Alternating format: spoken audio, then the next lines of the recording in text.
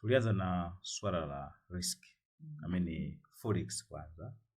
Nikasema if you can't understand something in forex, ni ngumu sana kufahamu na kwenda. Sio tu kwenye shule hii, lakini hata kazini forex ipo na haikosi, whether unanunua kitu hapa au nje, hasa pale ambapo kina involve transaction. Sasa hizo ukienda kwenye mtandao, you will see kwenye mtandao wamefanya quotation. Labda kama unabuku kitu kwenye Facebook, utasikia lipa Tanzania shilingi, kule na convert yenyewe. Wewe kwenye system ya mifumo ya sasa manunuzi ya vitu, una link kwenye M-Pesa kwa mfano. M-Pesa card, unafahamu hiyo? Unaifahamu M-Pesa card? Wewe unajua M-Pesa card inafanyaje kazi?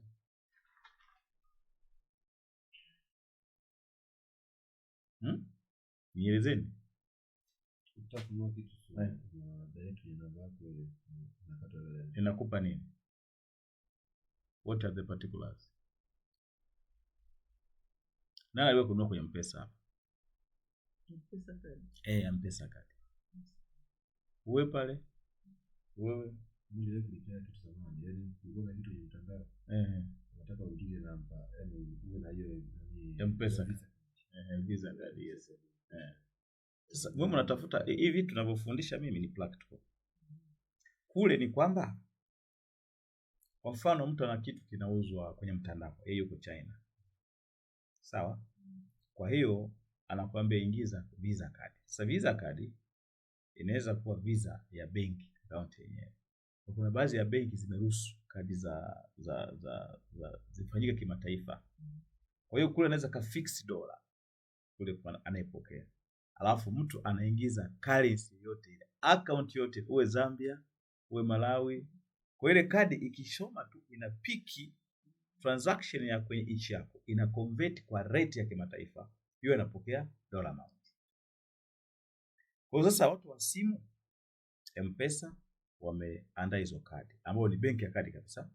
Unahamisha fedha kutoka kwenye M-Pesa kawaida kwenda M-Pesa kadi. Kule kwenye kadi kishapokea inakuwa na kitu balance ya kadi. Kwa hiyo ukitransact hapa, ukisema tu unaingiza vitu vitatu. Kuna expiring date, unaingiza na VV, unaingiza na nini pale. Ikisha pick ile information, inachukua hela kwako. Sasa ile ubaya ndio nawafundisha. Usiweke hela nyingi kule. Kwa sababu ikisha chukua leo kama leo tarehe 2.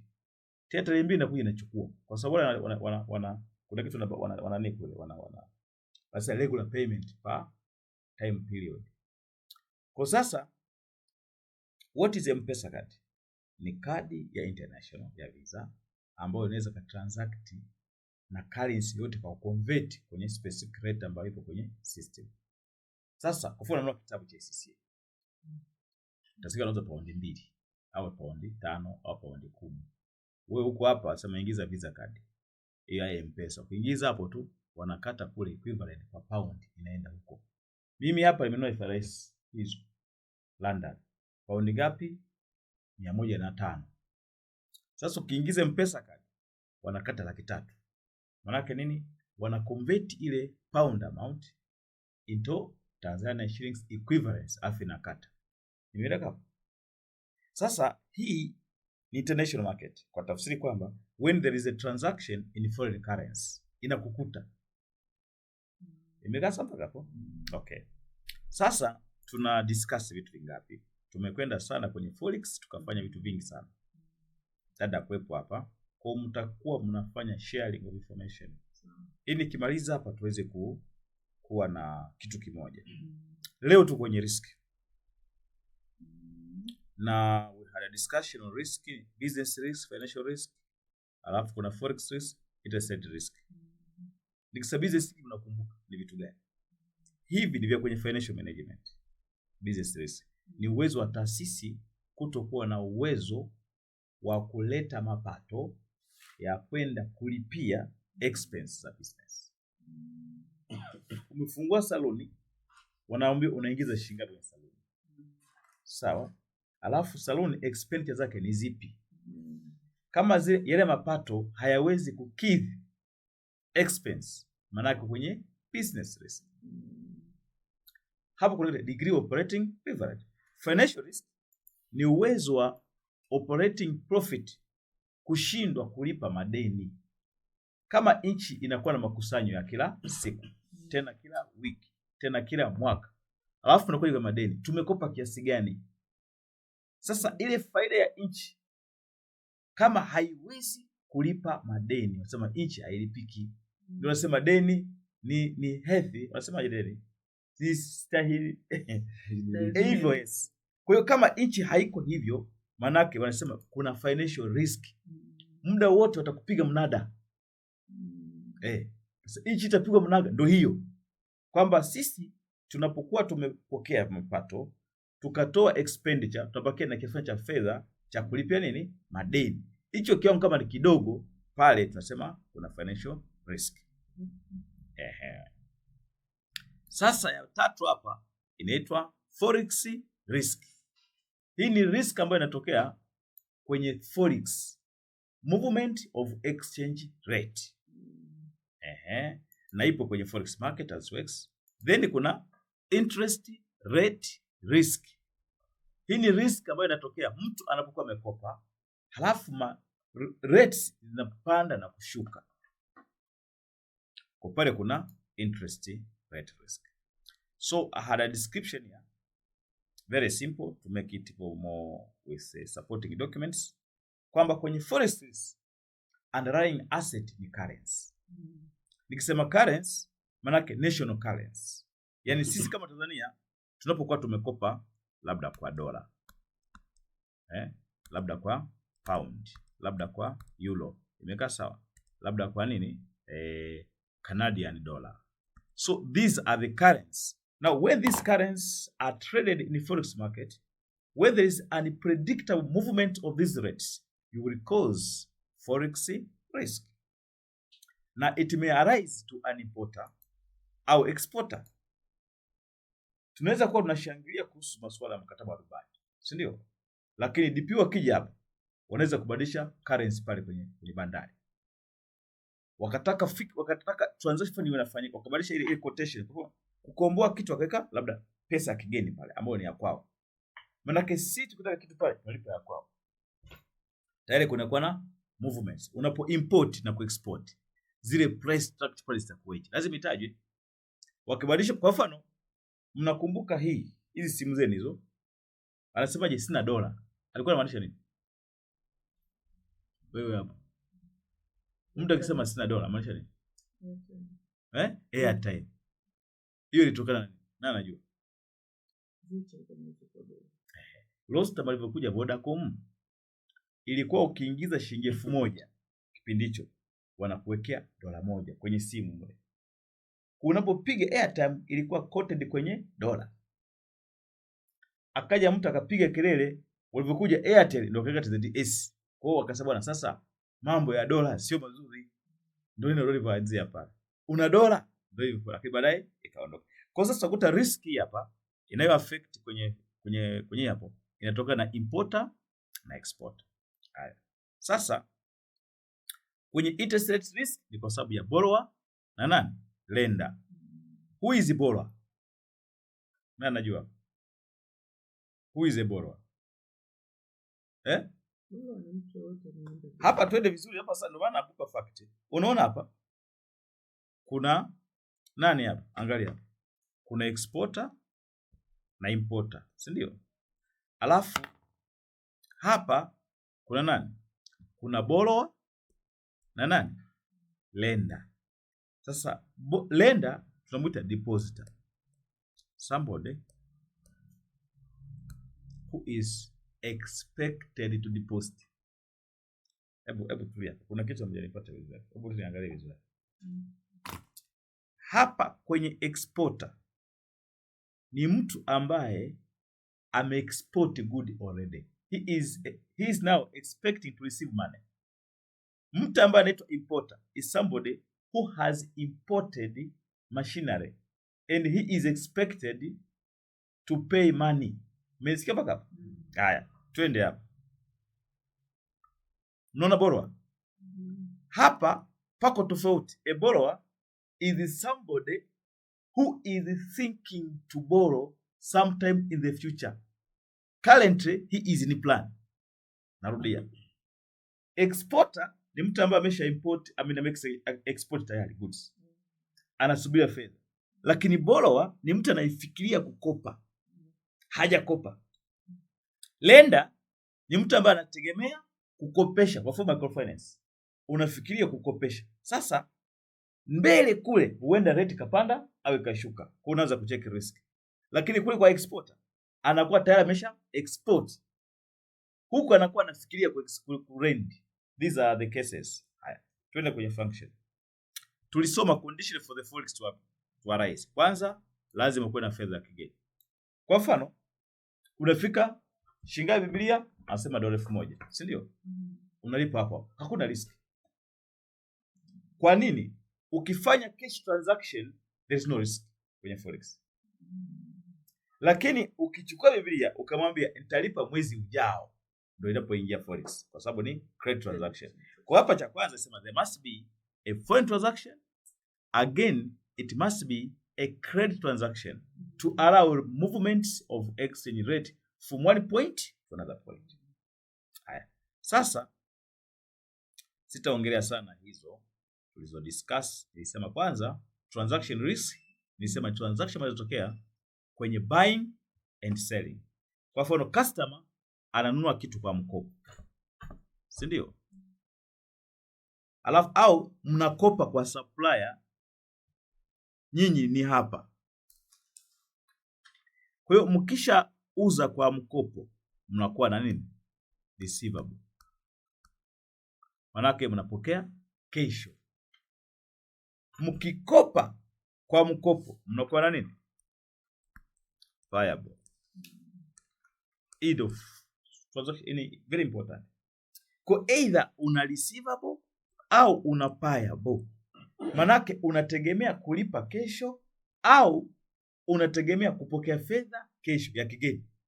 Sasa utakachokipokea kama kinaweza kubadilika kwa sababu ya rate, unaanza kufikiria nini? Risk. Na hapa ndio nini? Transaction. Hapa pia kuna IS 21 pase ambayo ipo huko kwenye C1. Sasa what I was thinking is this one here.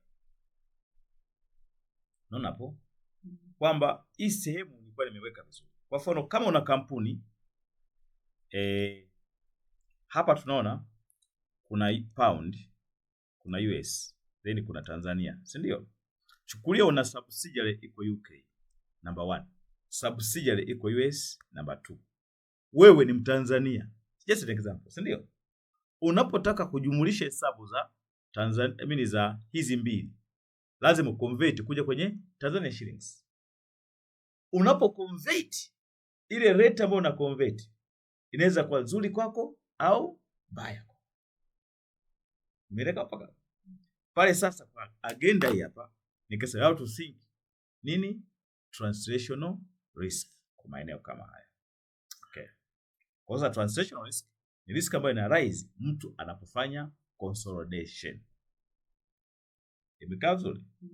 Kwa hiyo nikawapa consolidation is a process of summing up two financial statements into one financial statements. Kwa hiyo kunakuwa na rate at a date of preparation na rate at consolidation date. That different rates zinaweza kusababisha nini? Risk wakati wa consolidation. It's just for explanation. Sasa tulikuja kwenye kitu fulani ambacho ni describe sana hapa. Tukaeleza hizi njia. Nimesema nisikize kwa makini sana. Hebu wote niangalie vizuri. Sasa hivi unaweza kuwa unalalamika sana kwamba mshahara ni kidogo. Si ndio? Ndio hali iliyoko kazini, muda utoshi, si ndio? Unaelewa mpaka hapo? Haya ni malalamiko kwamba mimi napofanya kazi sasa hivi napata mshahara 800 au 150. Hivi unanitosha? Sasa manake kuna kitu unakosa ili mshahara uwe sawa sawa, si ndio? Kuna mapato unayakosa ili mshahara uwe sawa sawa. Sasa risk ni kwamba it's a possibility that any person can lose cash flow, can lose profit because of some events. Kwa fedha ambayo tunaipata sisi hapa tunaipata kidogo, sio ambavyo tumetegemea, ndio risk. Sasa neno hedging ni procedure ya kufanya additional money that you are missing today, ndio hedging. Sasa kwa mfano mimi napata mfano, mimi nafundisha shule ya sekondari shule kule nanipa 600,000. Nikitizama maisha yangu nakuta hii fedha ambayo napata ninakosa kiasi fulani ambacho ningeweza kupata ili nisaidie familia. Labda sisi nitegemea nipate 800,000. Nakosa ngapi kupata 600,000? 200,000. Kwa unaanza kufikiria ile 200,000 nitaipataje? Sawa. Sasa kuna njia za ndani za mimi kufikiria na njia za nje za mimi kufikiria. Umesikia mpaka hapo? Njia za ndani za kufikiria, ninaweza kuongea na mkurugenzi kama bwana samani, hapa shuleni tuanzishe remedial tutoring. Hizo ni njia za ndani, ili sisi watumishi wa hapa tuwe tunapata extra money. Hapo mnazungumza kwa ndani. Kwa nje tunaita external. Mimi mwenyewe niende shule nyingine ya nje nikaombe part time ili wanilipe 200,000 ambayo ninafanyaje? Ninaikosa. Nikiwa ndani manake negotiate tuanzishe per diem extra duty ili nilipe kwa ndani. Ninapozungumzia nje manake nitoke ndani ya taasisi niende nje nifanye shughuli fulani ili kile ambacho nakikosa hapa nikipate nikiwa nje. Mmenisikia mpaka? Kwa hiyo kwenye hedging ni kwamba tunatizama what are we missing today? What are we expecting to miss as it works? Then the method is to mitigate what I'm missing. So risk is a loss. Now how to mitigate is a procedure on how to avoid risk happening. Sasa kuna njia ngapi? 2. Ya kwanza nimesema internal methods. Ya pili external methods. Tukisoma hizi njia hizi kuna ngapi? 3. Topic inafunga. Tunagewe mtihani ni maksi 60 hapa nazo. Mnasikia? Sasa masikio ya watu hapa hizi njia hizi hawazijui wana. Kila mmoja anaingia anakuwa masikio kama yale sungura. Atoka anakimbia. Sasa hizi njia hivi hakuna namna nyingine ya kufaulu. Kishaanza kusema hivyo utafanya. Kwa sababu hizi njia za muhimu. Kwa mfano tunazo njia ya kwanza inaitwaje? Internal method of hedging techniques. Hapa kuna how many methods? There are many? 5. Leo nitaziongelea zote kwa sababu zile 2 nimeshaziongelea. Niongelea 3 exactly. Kwa sasa I will explain the whole these 5 methods. Kesho tuangalie ya mwisho ya external.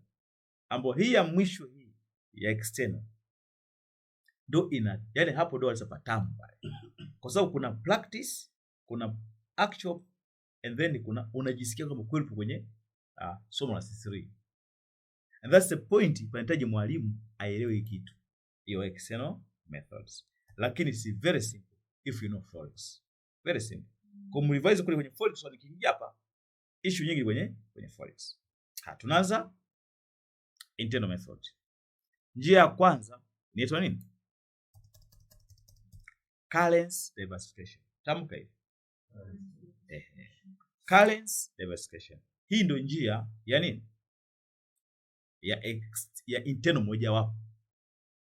This involve selecting a certain currency in order to avoid the risk. It involve selecting a currency. Hapa sasa naanza kunote. It involves selecting a currency.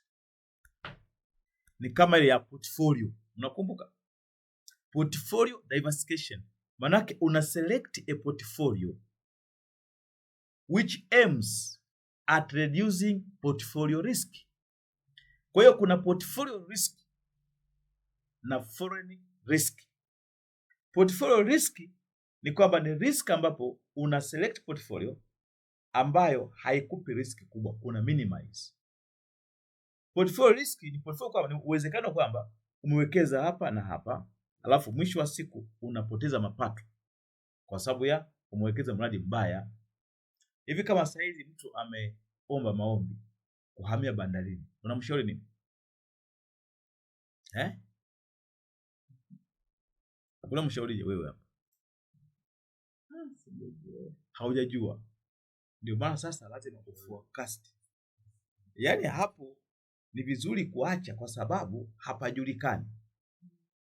Yaani pale sasa kuna riski kubwa. Sasa hivi kutokana na mjadala unaokuja, kwa sababu management inakuja ambayo haijulikani. Na wewe sasa unaomba kwenda kule, sitisha kwanza kwa sababu kule hakujulikani. Sasa kwenye portfolio risk unafanya investment kwenye mradi fulani, sawa, ambao unahisi hapa naweza kupoteza mapato. Umenisikia mpaka? Ukisikia kuna uchaguzi upo Kenya, wafanyabiashara wanahamisha nini? Miradi mpaka uchaguzi uishe, kwa sababu pale kuna riski ya political, uwezekano wa kuchukua biashara yako ni mkubwa. That's portfolio risk. Lakini kwenye foreign risk ni movement of currency. Do see? Kwa hapa tunasema diversification is a process of selecting a currency in order to mitigate the risk. Sasa let me say here. So it's a process of selecting a currency. A currency of invoice in order to hedge the risk. Nataka mnisikize kwa makini sana hapa ili uwe comfortable kuelewa somo. Kwa hiyo unachagua currency ili kuhedge the risk. Hapa tunasema kuhedge risk. Kule kwenye portfolio diversification tunasema kureduce risk. Hapa tunafanyaje? Tuna hedge. Sasa kuhedge nini? Unamwona wewe saizi? Kwa mfano unaona kabisa wewe unaweza kurudi nyuma. Utakuta rais akikaa hivi, kuna walizo wakaa nyuma, wana hedge. Kuhedge ni kuzuia mtu asidondoke, ni kuzuia biashara isidondoke, ni kuzuia madhara ya biashara yasitoke, kuzuia kukaa nyuma yake ya mtu, ndio kuhedge. Umeeleka mpaka? Okay. Sasa nakuja. Nini kinafanyika hapa? Unapo define kitu kama hichi lazima uelezee. Sasa wanasema when diversification unafanya kuna utasemaje?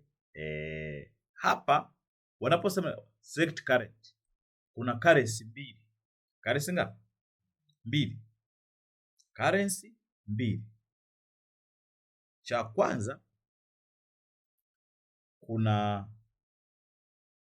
kitu kinaitwa payable na nini? Receivable.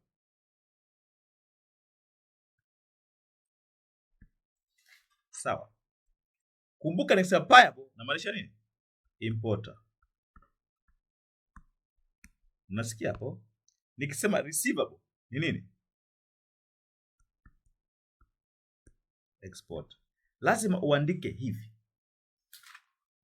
Sasa lengo ni kuselect currency, si ndio? Sasa which currency? Kwenye payable anasema select a weak currency. Select a weak currency. Yaani mchague monitor ambaye ni hana nguvu. Ni rahisi kumgomea. Kwa hiyo wakati wa kutakiwa kulipa anasema select a currency which is weak, so as you pay less cost.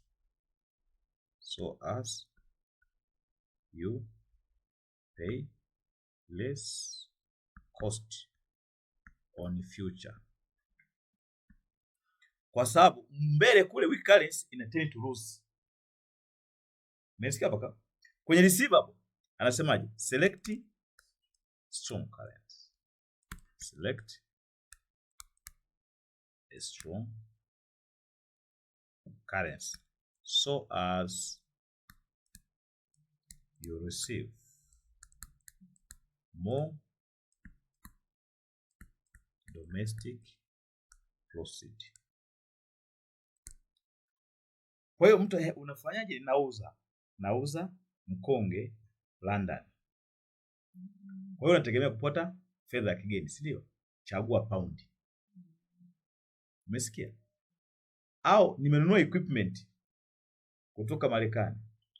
Chagua Zimbabwe dola ambayo ina expect cruise.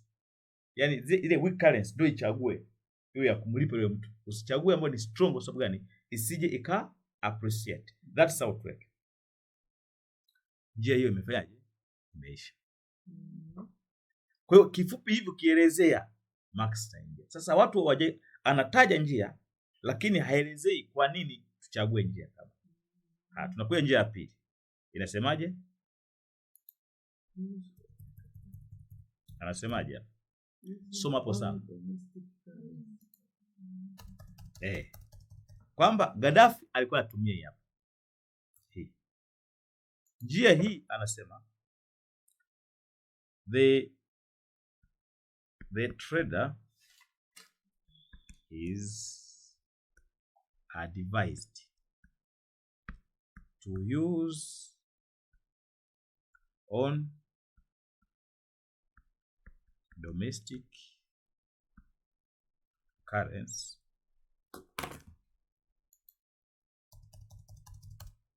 as a currency of what? Invoice. Hapa namaanisha nini? Nisikilize kwa makini. Hapa kwa mfano hii hapa, what are the key issues? Manake mimi niko wapi kwa mfano? Tuweke nchi gani ambayo mnaipenda? Tanzania. Safi sana. Umekuwa mzalendo. Sisi ni wa Tanzania, tuna kampuni yetu hapa. Labda assume ni Azam TV. Azam TV. Umenisikia? Sasa Azam TV wanaweza kuuza product zao. Azam wanauza. Maana wanapouza they are selling something abroad.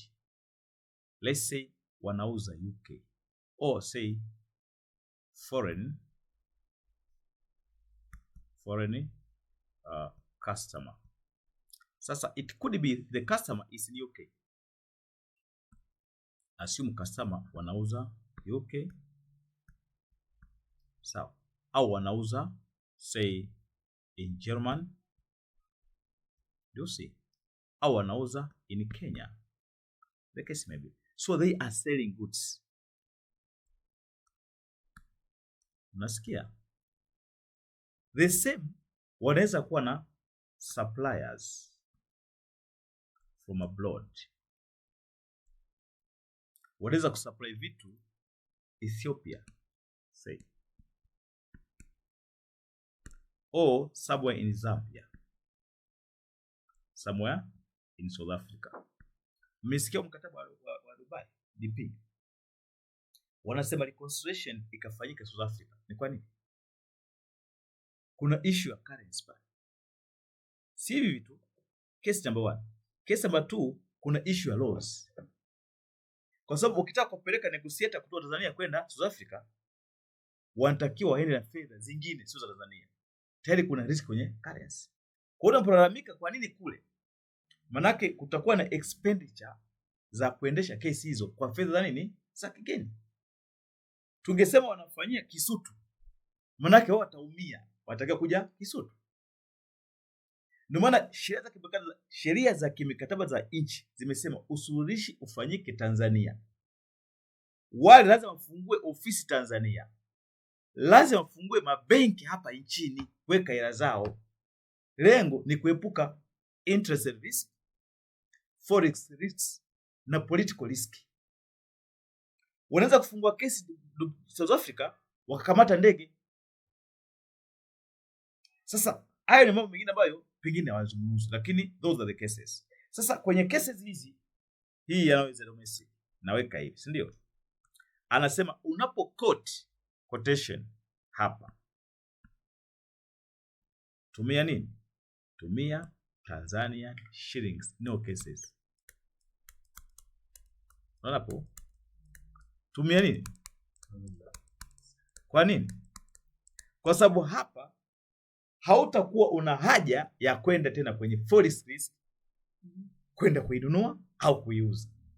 Hapa wanasema una transfer this method will transfer the whole risk to who? Supplier or customer. Maanake customer ndio atatakiwa kwenda kwenye forex akanunue currency akuletee wewe. Jana tulikwenda sehemu fulani, nasikia nikawa nataka kununua matairi ya gari. Sasa ilikuwa siku ambayo sasa mimi sina keshi. Sasa muulize anayeuza, nataka nikutumie kwenye M-Pesa. Ile akasema wewe nenda kule ukatoe uniletee fedha. Unafikiri kwa nini pale? Tozo. Riski ya tozo iwe kwangu. Ndio hii hapa. Kwa hiyo wewe sasa kaniletee currency kwenye forex hii ulete hapa. Ndio hii inaitwa nini? Use only domestic currency. Yaani mwambie mimi nahitaji hizi fedha za Kitanzania. Wewe ndio uende kwenye forex upambane na masuala yote za actual cost, mimi naitaka hii hapa.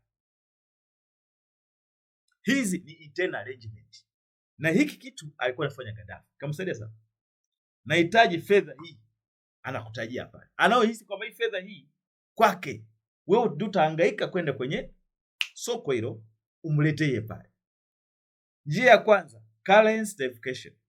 Select a currency which is favorable to you. It depends on the dimension. Imekaa sawa? Narudia. Select a currency which is good to you. Number 2, you have to shift the risk to a supplier or customer. Yenda usike. Haya. Number C. Inasemaje pale? Lagging and leading. Nimesema hizi njia kuzereza huwa siwekee max 20. So when I say lag, that is something. Then lead. So 2. Lazima kwanza ujue hizi item mbili. Akisema lagging, you lag behind. You see? Therefore, reading, you put it forward. So lagging, manake delay payments. Delay settlement. Hapa anasema delay settlement. And then lead, manake settle area. Settle area as possible. Kwa lazima kwanza uanze hivi. Settle area or delay settlement. Kwa mfano, juzi mmesikia saa hizi Marekani kitokea. Nini kimetokea Marekani? Katekista. Joe Biden kadondoka chini. Si ndio? Nyinyi mmejisikia kudondoka? Mnaweza kufanya jambo dogo, si ndio? Alidondoka Kikwete hapa mwaka ule. Wana CCM wote wenye kambi yake walilia sana, wakajua sasa kuna msiba. Ikabidi lazimike saa 2 kutokeza kwamba jamani niko kwenye maombi. Sasa juzi kadondoka Biden. Unajua kibiashara nini? Pale New York rate kabadilika. New York pale stock exchange. Mauzo ya share watu waanza ku-withdraw kwamba hapa anaweza kudondoka kafa. Kudondoka kwake pale kuna siku Obama alitapika kiwa Pakistan. Kutapika tu iliumbisha soko la trade center. Iliyumba sana siku hiyo. Yale mauzo maka wananunua currency wanataka kukimbia kwamba hapa sasa huyu mtu akifa ni msiba. Sisi hapa hatujui atakayeingia. Sasa amedondoka Biden. Haijulikani kwa sababu ile kudondoka kwake kule. Alidondoka kadari akasimama. Anaonekana hawezi kuendelea na kampeni au wapambe wake wanaweza kuwa na mashaka kwamba hatuwezi kushinda kwa sababu hii tayari ni issue. Kuja kuelezea ile pale ni issue. Saizi Museveni haonekani.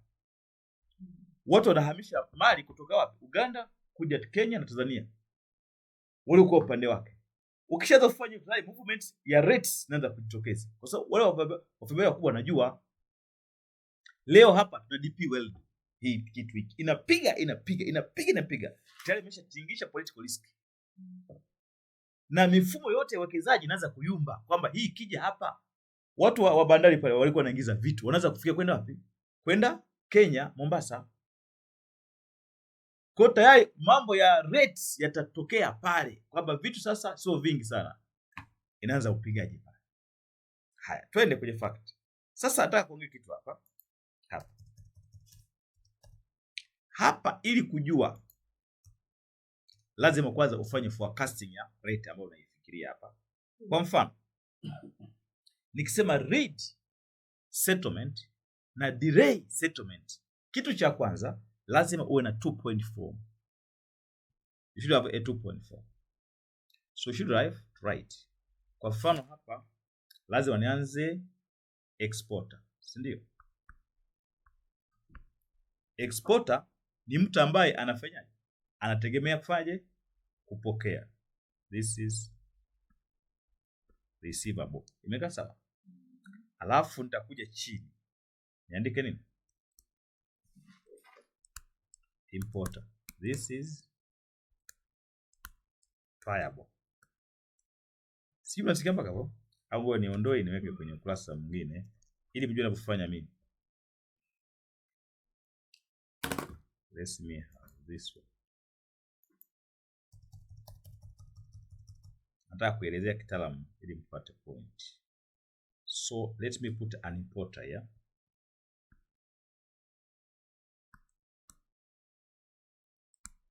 An importer, this is payable. Haya. Sasa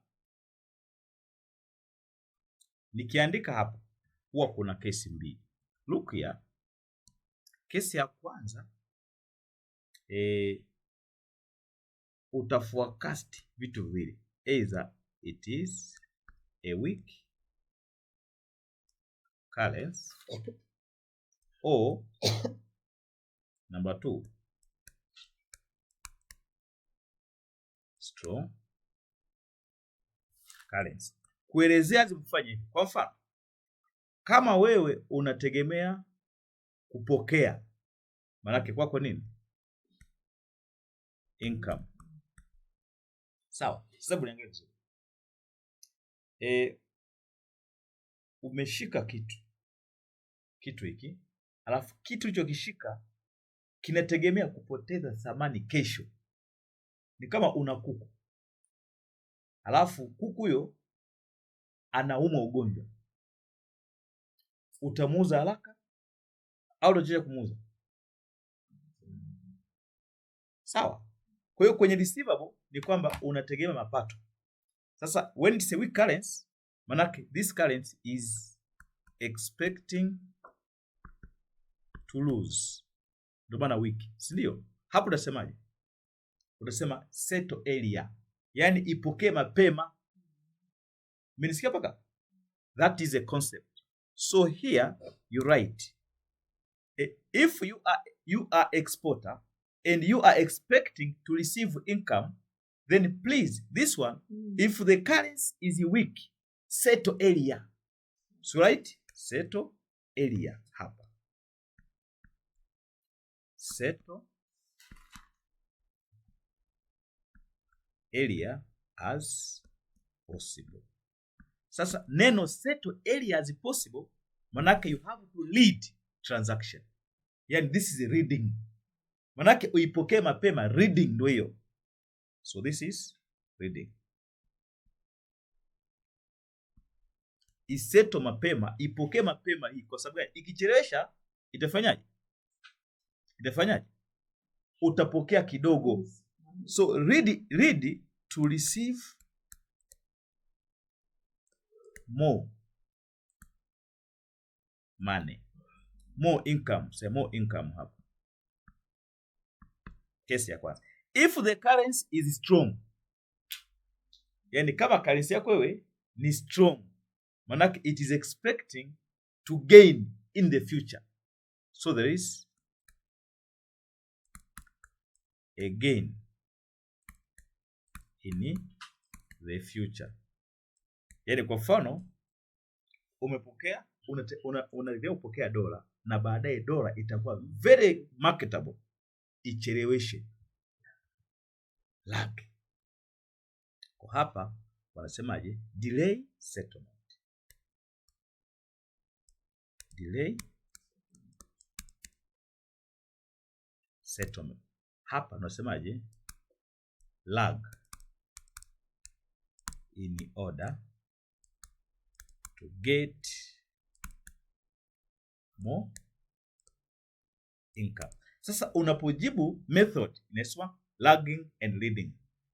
So you have to consider two people, an export and in two position. Do you see? Ukieleza hivi kama swali la max 10 unapata zote. Alafu unajua kueleza tu peke yake kunakuwa na shida kwa sababu ya hizo technical. Twende kwenye payable. Payable hapa ni cost. Unaelewa kabisa? This is cost. Hapa wewe unategemea kulipa. Kule wewe unategemea kupokea, si ndio? Kwa both kwenye payable there is also weak currency. Again kuna nini? Kuna strong currency. Strong currency. Sasa wanakuambia if you are expected to pay and the currency is going to weaken tomorrow, what do you think? Wewe unataka kulipa pesa ya Zimbabwe na pesa ya Zimbabwe inategemea kupungua sana kesho. Manake subiri ili uje ulipe kidogo, kwa sababu itakuwa pesa ndogo.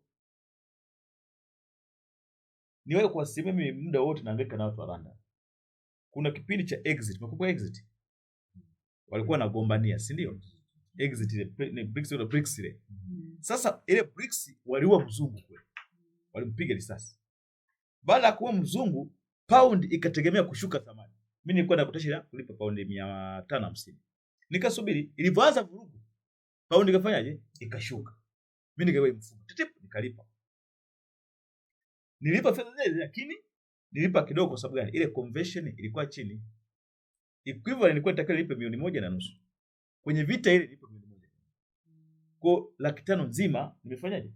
Nikawa nimesave kwa sababu ya lagging, delaying payments. So hapa unasema delay payments, this delay, kwa hapa less cost is expected. Kwa hapa unasema delay settlement.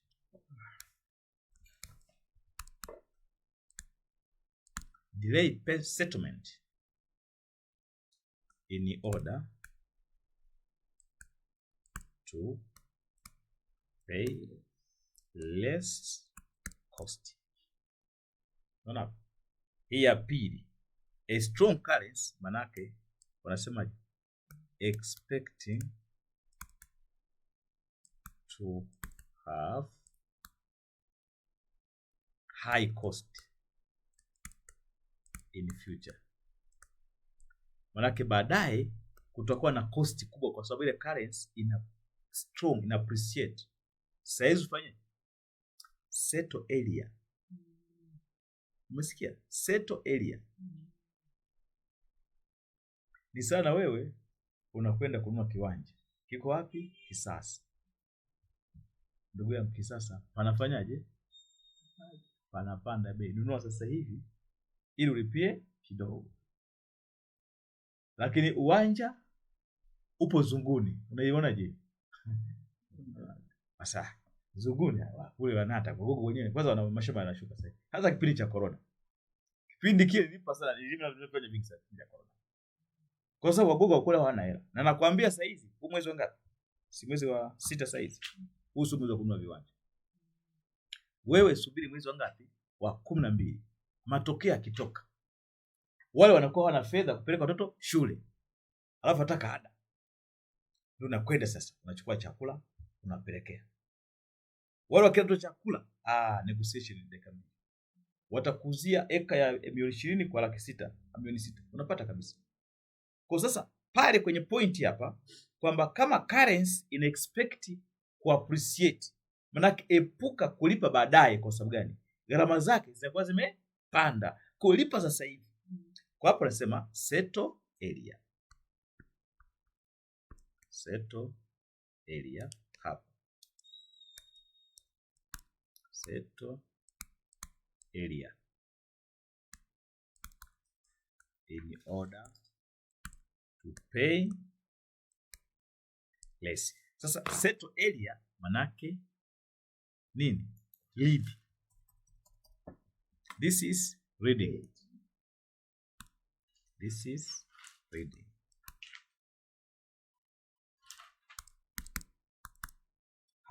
How do you see?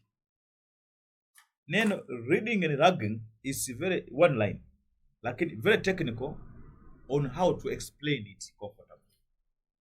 And you may be asked to discuss, define reading and ragging 8 mark. Provide some examples, ndio. Sasa kueleza pakachanganya. Asubuhi inakuwa jioni. Sasa ya mwisho kwa leo, hii asset liability sitawaambia hii kwa sababu ya ina calculations, lakini hii unaona hapa inasema matching and netting. Maana yake nani anaweza kuniambia? Unajua kwa mtihani lazima uwe na kitu kinaitwa physical interpretation. Yaani anamaanisha nini? Wewe umesoma form 2. Matching nini? Niambie matching items ni nini? Tu niambie matching item. Yaani nini sasa? Ni mnaongelea tu hapa. Matching kwanza, neno matching. What are the conditions for matching? Cha kwanza, number 1, you should have same currency.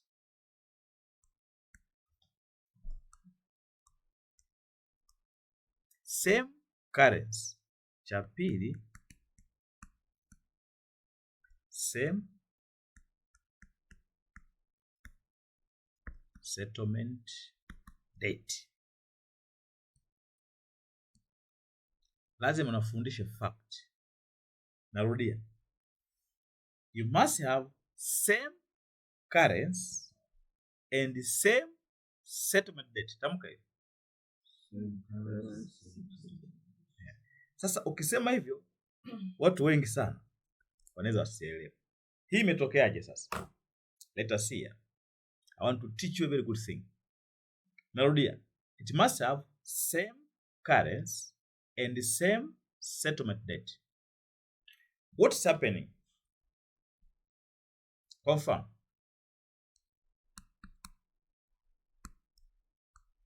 Example number 1. Kwenye structure kuna multinational ipo UK. Confirm. Kuna multinational ipo wapi? UK, somewhere in UK. This multinational has extended to France. Therefore, as France subsidiary. Kwa hiyo umemove kutoka UK ukaenda France ukaanzisha subsidiary. Umeeleka mpaka? Ukamove ukaenda US ukaanzisha subsidiary.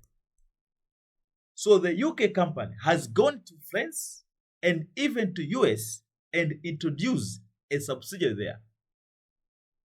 Again, the same company has gone to Germany and introduced a subsidiary. Lastly, it has gone to Singapore. Do you see? Singapore. So this is a multinational. A parent is in UK. A parent is where? In UK. Having subsidiary in France, Singapore, German, and US. Am I clear from there? Sasa, it will depend which currency are you using in different subsidiaries. Now, I'll give now.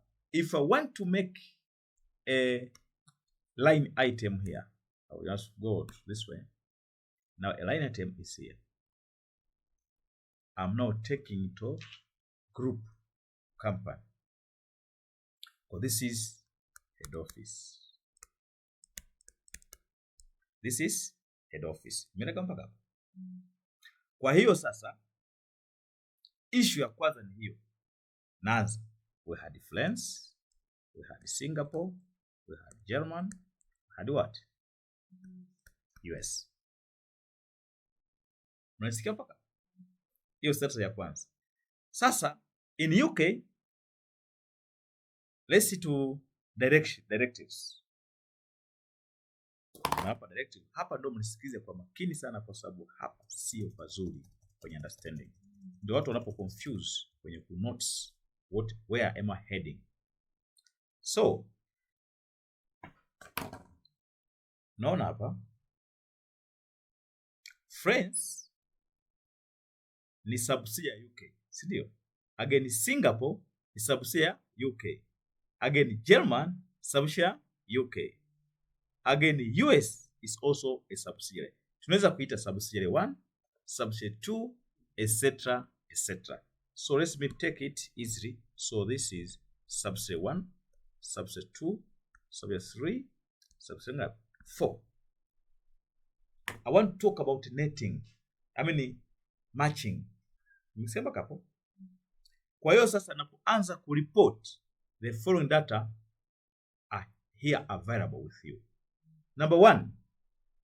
Kwa hiyo nitakuwa na table extract from transaction risk. Number 1, kuna France. Sindio? I'll write France. Number 1, I'll write France here. Kwa subsidiary. Number 1, taandika ni France. Number 2,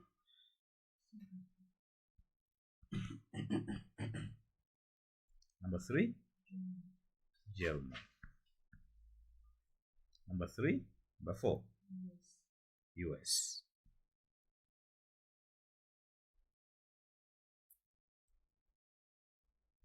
Nafundisha mambo ya kitaalamu hapa. Sasa, so this is status. At the moment, this is subsidiary 1. This is subsidiary 2. And this is subsidiary 3. And this is subsidiary 4. Unasikia mpaka hapo?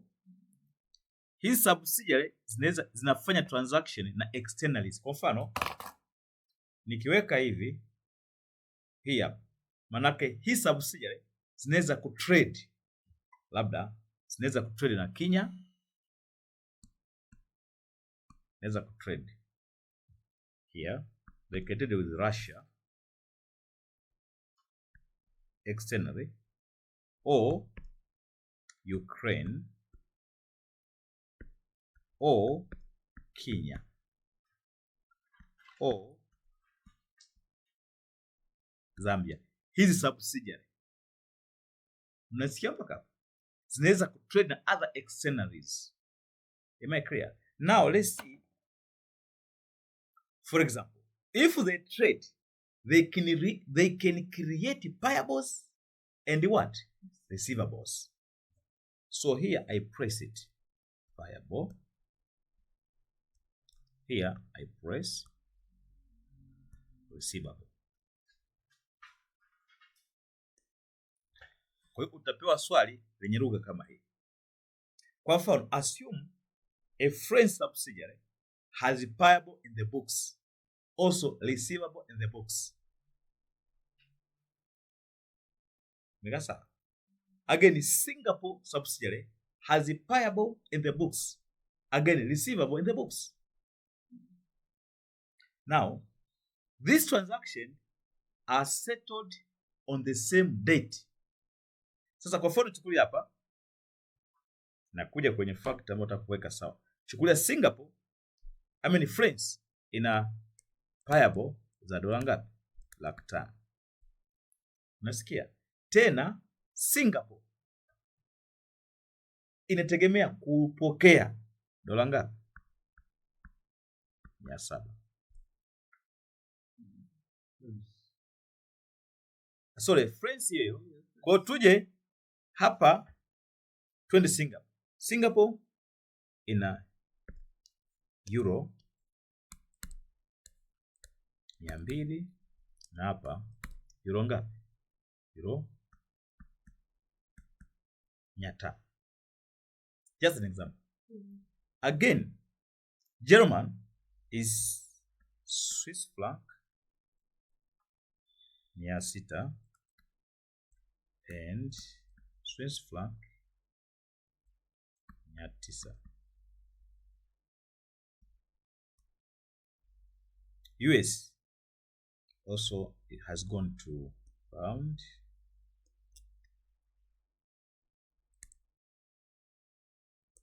100, so 500 na hapa paundi 400. Sasa requirement discuss required discuss matching in respect to above transaction. In respect to above transaction, if the head office is using pound as a domestic currency.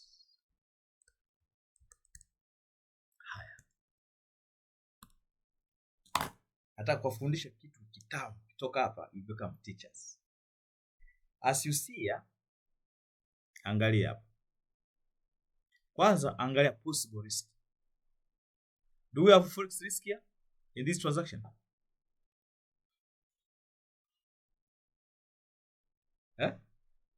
Anasema huyu ni kampuni ya wapi? Ya UK. Inatumia nini? Pound kama domestic currency. Sindio? Manake kwa kutumia only domestic currency hakuna risk, sindio? Kwa hiyo tunasemaje hapa? Hii US company, US subsidiary, there is no risk. Why? Because it has used its own domestic currency as a currency of invoice. Umeona hapo? Narudia tena. A US subsidiary, there will be no risk because a head office has resolved to use pound as its domestic currency, and the US subsidiary has used its currency as a currency of invoice. Therefore, no risk. Ndio hivyo. Kwa hapa hakuna risk hapa. Kwa nini? Ni sawa na sisi tumwinvoice mtu kwa Tanzania shillings. No risk. In order to have risk, two cases. Number one, there must be a foreign currency in that transaction. But here, for US subsidiary, no risk. Lazima uandike hicho kitu. Umenisikia paka? Kwa I will write. Number one. Bwana niondoe hii ikae sawa. Kwa maana ama swali ni madogo, lakini when we explain you become an expert. Kwa unasema US subsidiary, there is no risk to US subsidiary because the approach, so solution. Unasema the US subsidiary has no forex risk because it has used the own domestic currency as the currency of what? Invoice. Invoice. Meaning that the risk has been transferred to what? A supplier and who? Customer. Hiyo ukijibu hivyo unasikia marks 5 zinaingia. Excellent. Kwa lazima ukiwa na multinational udefine domestic currency ambao wanaitumia kufanya settlement. Twende number 2.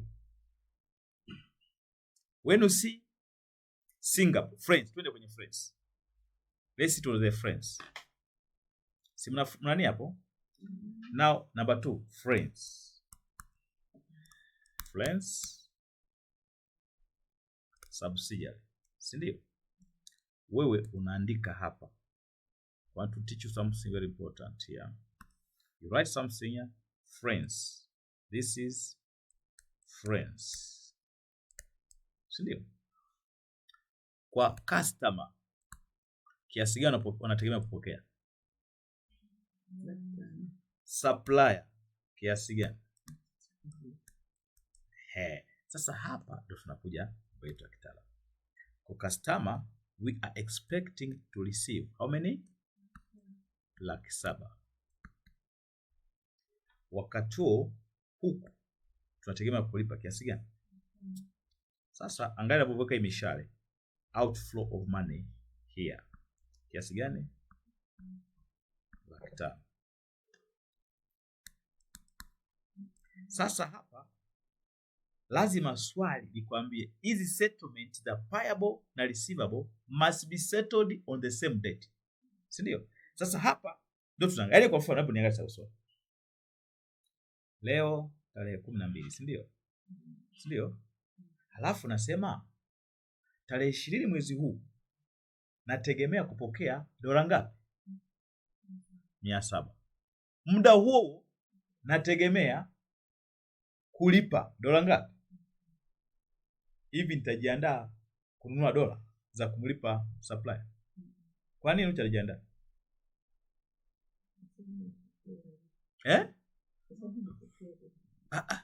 Kazi mseme. Kwa sababu mimi muda huo ambao nategemea kulipa hizo dola 500 ndio nategemea kuzipokea zingine, si ndio?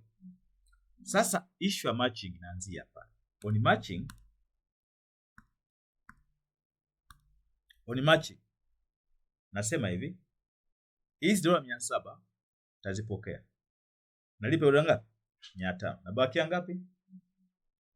200. Kwa risk inabakia kwenye receivable. Sasa matching ni kwamba I will use the entity will receive first dola ngapi? 700. Kesi ya kwanza. We receive first dola 700 and use it to pay dola 500 a supplier. Do you see?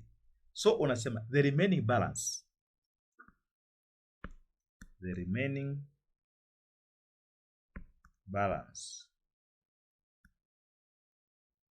amount dola ngapi? 200. Sasa that's how to work. Manake wewe unabakia dola ngapi? 200 ambazo utalazimika kwenda kuziuza kwenye forex upate pound ambayo ni ya kwako, kwa sababu wewe ni UK. So tunasemaje hapa? Mnisikie kwa makini sana. the customer, the multinational, the UK multinational will now be required to sell dola ngapi?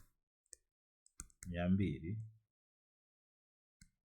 in exchange of what?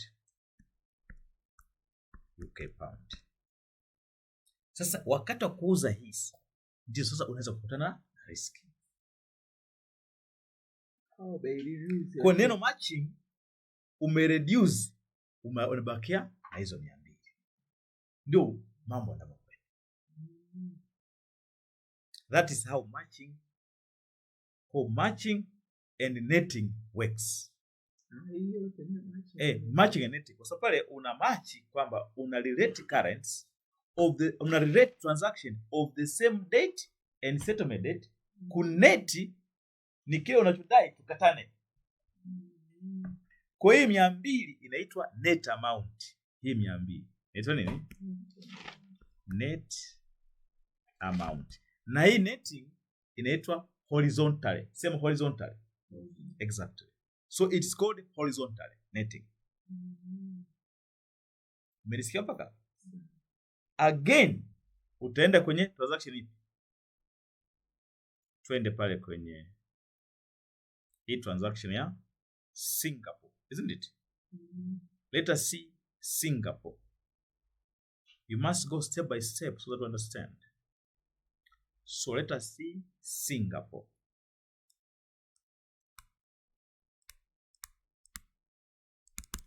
Because Singapore as a subsidiary, what is happening? You draw a diagram. Inasemaje Singapore? Niambie pale. Ina nini? Ina nini? Kwa yenyewe ina customer na nani? Supply. Nisome hizo nani zake. Customer euro 500. Alafu huku euro ngapi? 200. Sasa net impact hapo ni netting nini hapo? Maana hapo una match kwamba kwa sababu hizi zina kwenda vizuri, ndio? Una match. Unapata ngapi net impact? Kwa hiyo unaandika hapa kwamba net impact hapa ni receivable ya ngapi? Ya 300. Net impact maana net amount is a receivable of euro ngapi? 300. Sasa hii ndio tulikuwa tunaweka nayo. Hii inaitwa horizontal netting. Inayofuata German. Inasema German ni Swiss franc. Swiss franc. Ngoja nakuja hiyo, sina wasiwasi. That's German, ndio. German una diagrammatical thing ambao kuna this way, ndio. This is the German. So how much is receivable? 900. Payable 600. Net amount net amount naita ni nini? Ni receivable ya ngapi?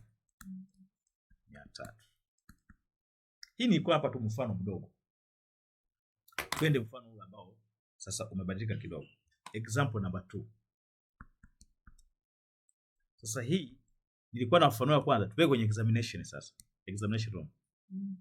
ABC is a multinational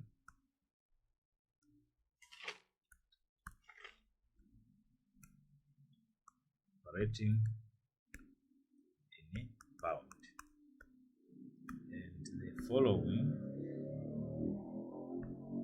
has been given for you. just a simple data now because we have gone through this. So what you have here is a table again. You have a list of payable and receivable.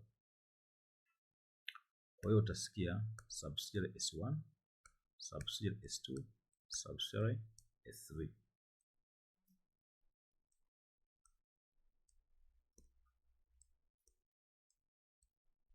Here is a subsidiary. So subsidiary. So this one is in German. This one is in US. This one Singapore. Sikiza kwa makini sana hapa wanangu. Hapa naomba.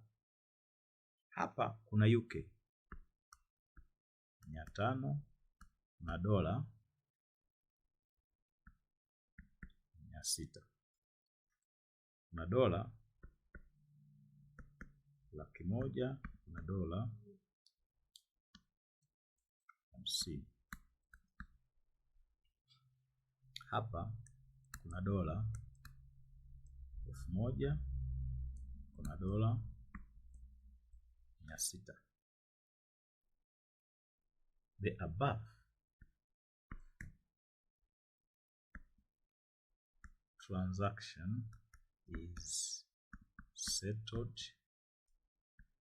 on 30th June 2023. Sasa number 2 required. Recommend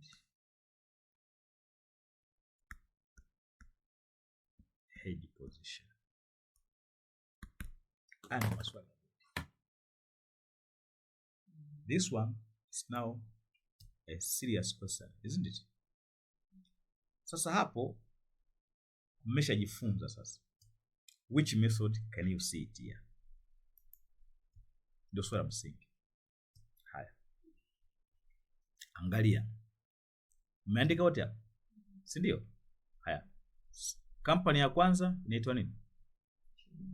German. Sana kufundisha. Kwa so far we have subsidiary. Si ndio? And then we have German, alafu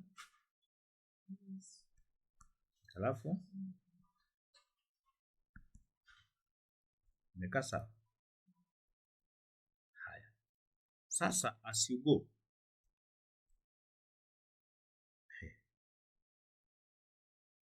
kitu kinasaidia hapa.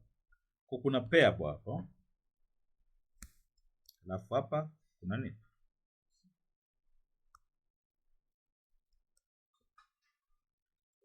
Kwa hiyo issue ya kwanza sasa hapa ndio sasa nataka kwa accomplish mission. Issue ya kwanza hapa kuna kitu kinaitwa horizontal netting. Tutaanza ile, ndio? Horizontal netting. Horizontal. Mmesikia hapo? Haya, nisomee payable ya German. Ni ngapi? Paundi?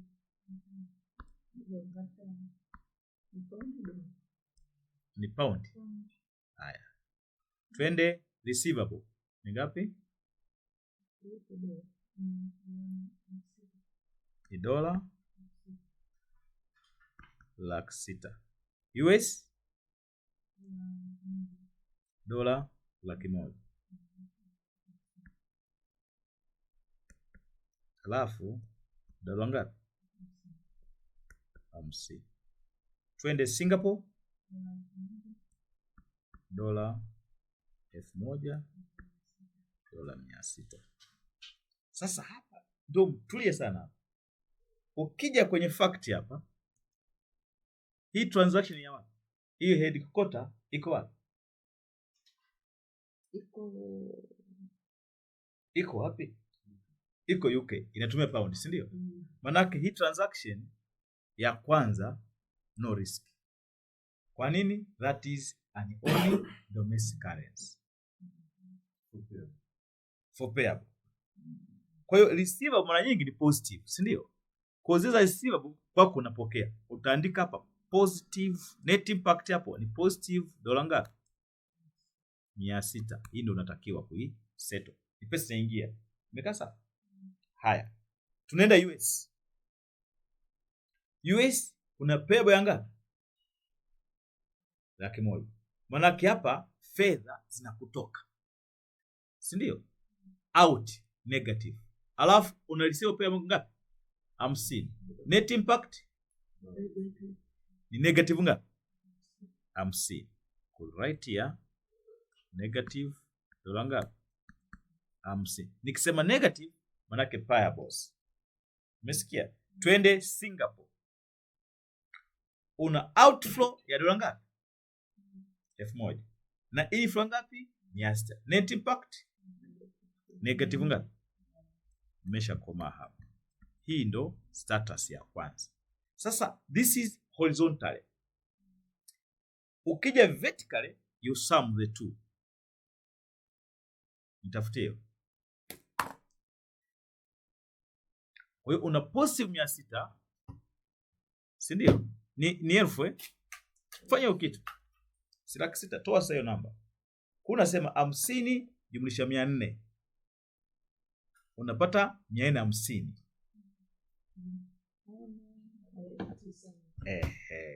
Kwa nini hizo? Positive. Si ndio? Ni ngapi hiyo? Positive dola 540 ngapi? Na 9. 549. 600. Kwa hiyo unasema net position ni receivable. I write net position is a receivable amounting dola 546 nini 600. Hiyo ndo net receivable. Kwa hiyo kisia neno matching manake unazihusisha kwanza. Una match dates and the transaction. Then you net off, manake unafanya cancellation. Kwa hiyo neno netting ni cancellation. Matching ni relation. Narudia. Nikisema netting ni cancellation of payables and receivables. Matching ni relation that includes debts and the type of transaction.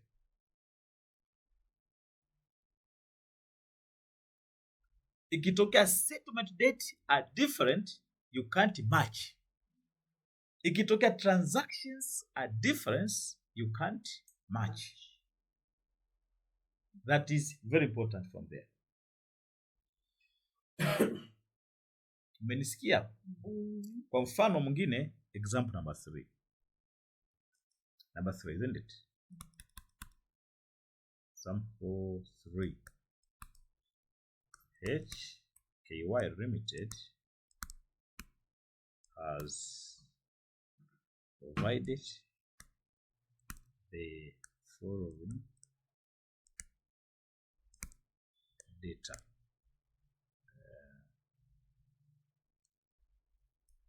Always we are extracting the balance sheet figure relating to payables and what? Receivables. Nimesema settlement date must be the same. So we have S1, S2, S3.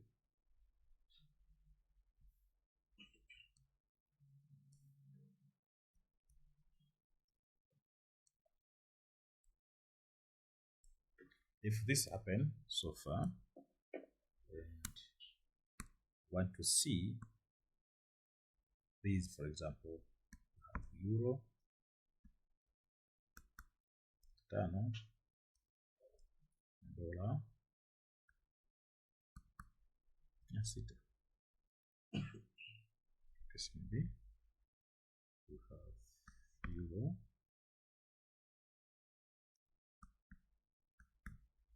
$400, dollar,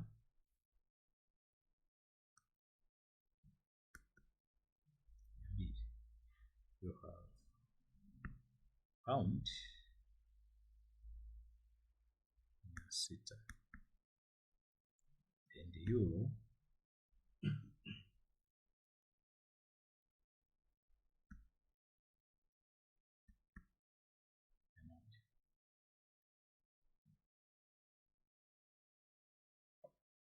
hebu subiri kidogo, msiandike kwanza hapo, kuna kitafuta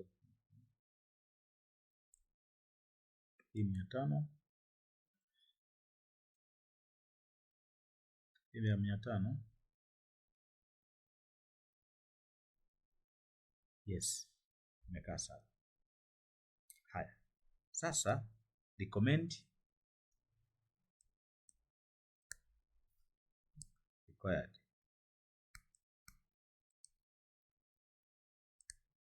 recommend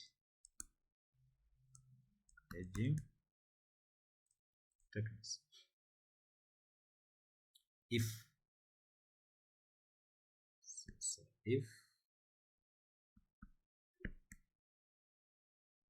the margination is controlled in UK using pound, lazima akupe directions. Where is it controlled? Where is it controlled? Having done that, you become an expert. Nimesema hapa kuna swala ambalo linakuja. So technically should be very much aware. Okay? Let's see now here. Solution. When you see this transaction is simple, but it may bring down some people to collapse. Kwa hiyo kuna payable and what? Receivable. Angua niweke ile direction ya horizontal. So we have payable, receivable, alafu net position. Ya kwanza kuna S1, S2 and S3. Tumeweka hapo. So you will see haya. What happened in the first? Anasemaje kwanza? Soma zile numbers zile. Euro.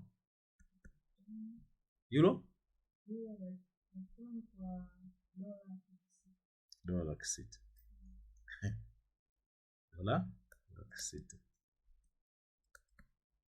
Alafu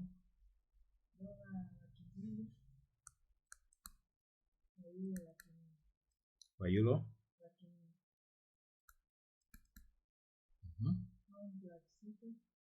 paundi 600 kwa euro 100,000. Alafu anasema settlement date is the same.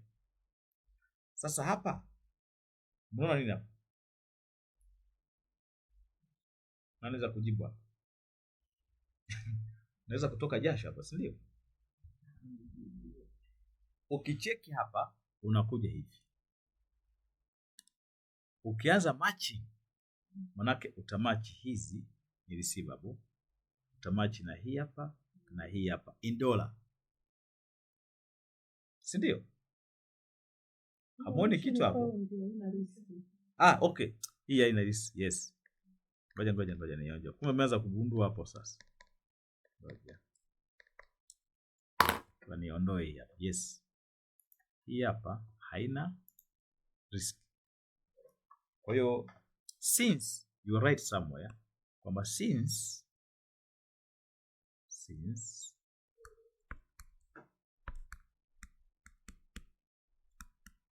margination is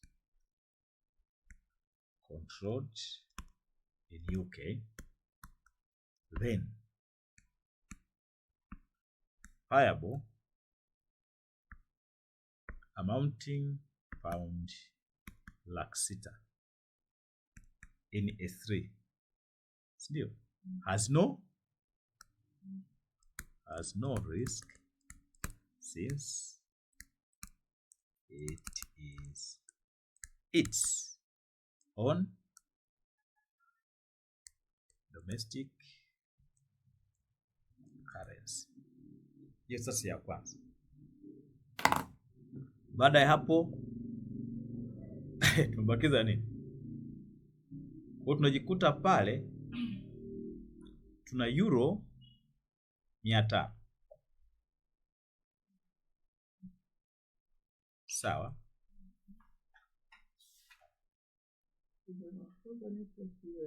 Mtafanyaje? Au niambie? Ya dola. Hiyo ya dola na positive ni nini? Wewe utasemaje pale? Na hiyo Nataka kuwapima akili pale kwa sababu hilo ni limekaa kimakusudi, hasa kimkakati. Mtafanyaje pale? Kwa hiyo hapo unaifuta. Ile 600 tutaiconsider. Haya. What happened now? dola kuna inabaki dola 400. Dola inabaki positive 400. Kwa utakachofanya pale unafanya hivi. Unaanza kwanza transaction ya dola, si ndio? So unafanya hivi, dollar currency so far. Dollar currency.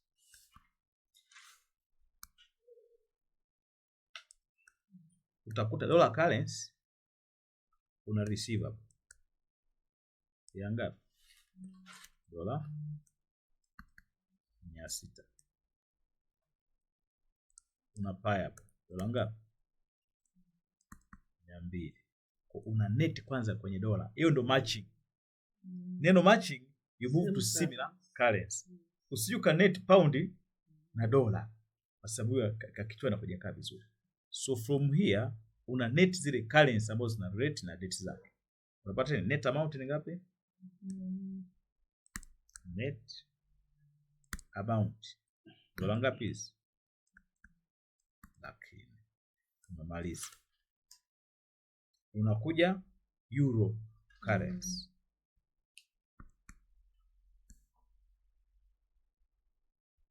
Sawa. Euro currency una nini? Payables. Utakuta payable S1 ni 500,000. Ndio. Alafu receivable S ngapi? 2. Ni ngapi? Alafu receivable S3 ni ngapi?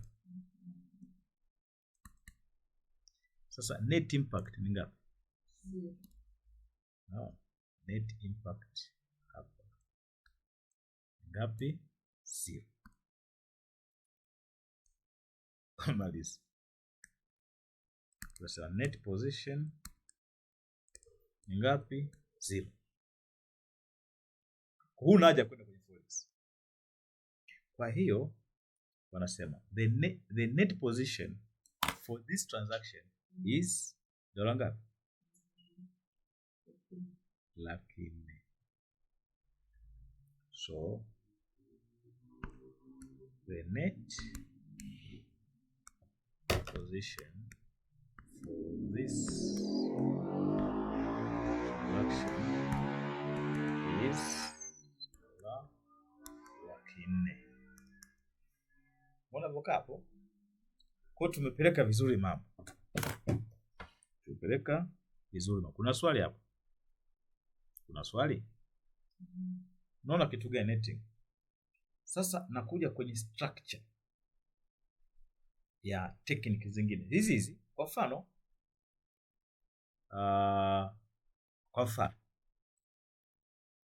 example namba gani? Number 4. Is the same question lakini other view.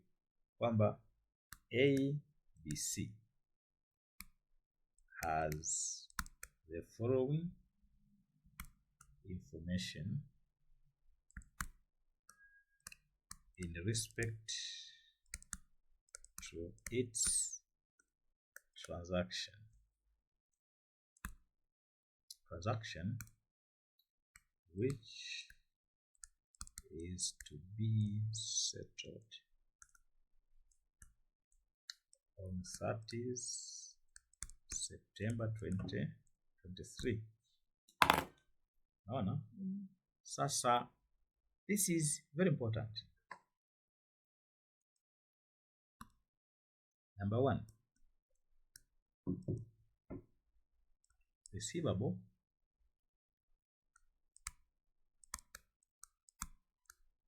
from German, say euro 500.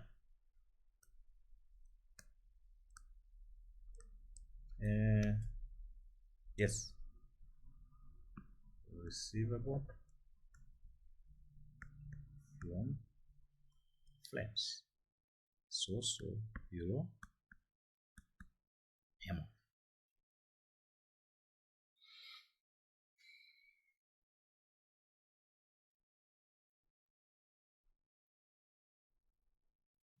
Sasa required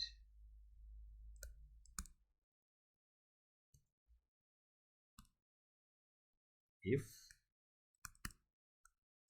ABC is importing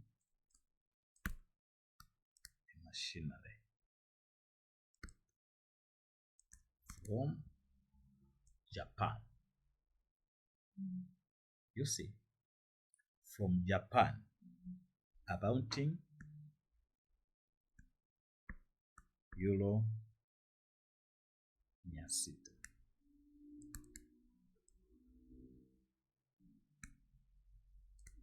Advise a quotation date.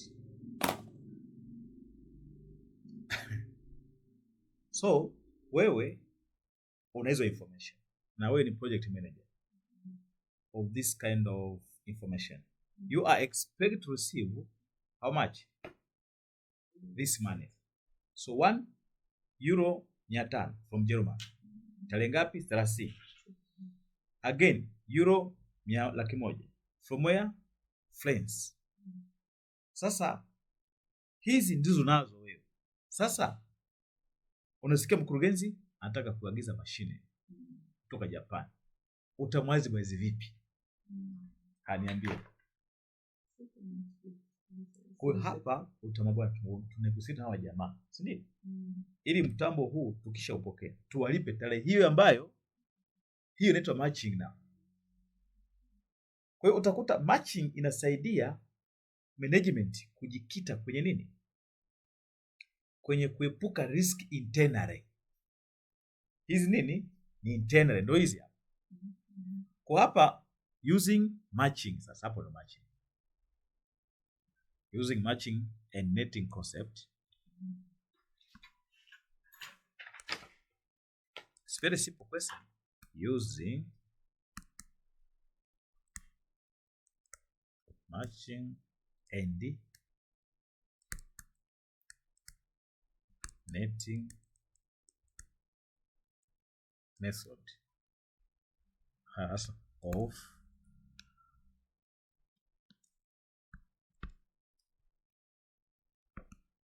internal approach. The management is advised to use 30th September 2023 as the quotation date in order to hedge risk by netting. Unacho kitu? Umenisikia mpaka?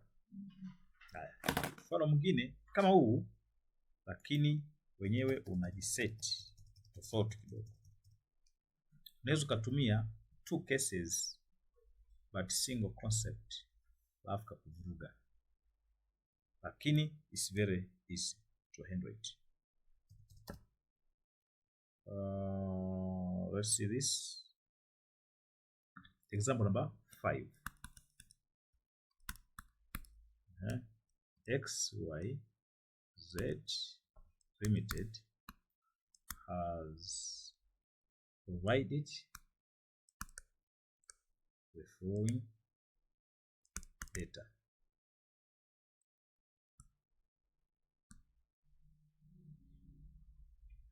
Number 1, invoice.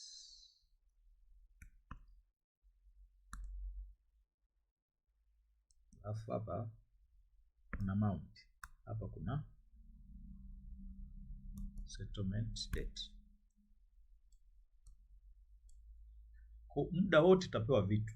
Kwa mfano cha kwanza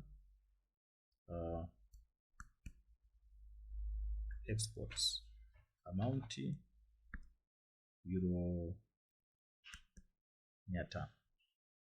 Settlement date tarehe 30 mwezi wa 8 2023. Inakuja tena export 1 2 given numbers, then this is $800. Settlement tarehe 30 mwezi wa 9. Hiyo hapa inakuja imports $500 tarehe 30 mwezi wa 10 2023. Again imports $800 tarehe 30 mwezi wa 8 2023.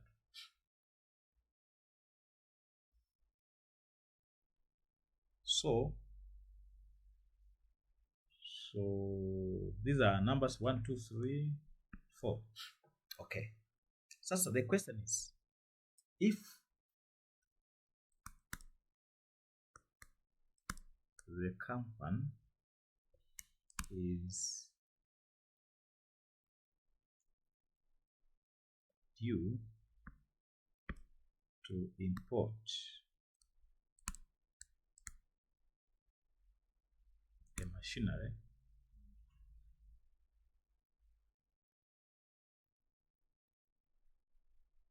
a machinery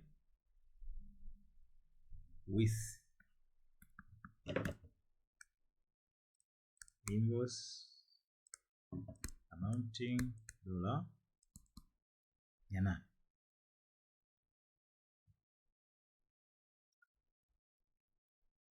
Advise the settlement date. It's very simple now. Can you advise it? Can you, and which procedure can you use? So as you see, we have data available in our table that you are exporting. Number 1, you are expected to receive how many pounds? 500 pounds immediately on 30th August 2023. Again, you have another export. Number 2, you are due to receive how many? $800,000 from where? Somewhere, but this is on 30th September 2023. Again, imports, you are due to pay how many $500,000 on September, on October 30th. Again, you have an imports of $800,000 when 30th August. Sasa wewe unategemea kuimport machine. Invoice bado ngapi? $800,000. Utaseti tarehe ngapi? Yaani unamwadvise aweke tarehe ngapi kutokana na hizo ulizonazo kwa. kunaanza matching. Manake kwanza lazima umatch item. Hii saizi ni payable, si ndio? Umenisikia mpaka hapo? Hii saizi ni payable. Kwa hiyo unaenda kwenye data zako utizame any receivable amounting dola ngapi? 800,000. Inategemea kuwa lini? Hiyo sasa ndo matching. Ili umatch transaction na date, alafu ueliminate nini? System. Itakuwa ni nini? Kwa hiyo sasa unasema tarehe 30 Septemba mwaka 2023 kuna nini? Kuna nini? Kuna export number 2. Tunategemea kupokea dola ngapi? Kwa tukiseti hapo pakawa ni sehemu ya kumlipa yule supplier, tutakuwa tumesha neutralize. Imekaa sawa? That's how to work. So unasema an advice is given to the company to use September. An advice, the management, sasa tunasema using matching and what? Netting. The management is advised to use nini? 30 September 2023 as a quotation date.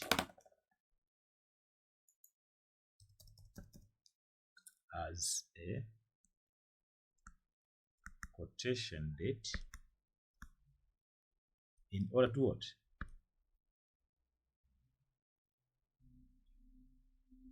In order to match with,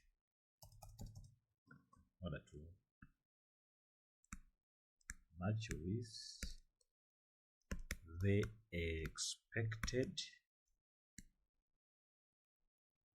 receivable amounting $500 from export to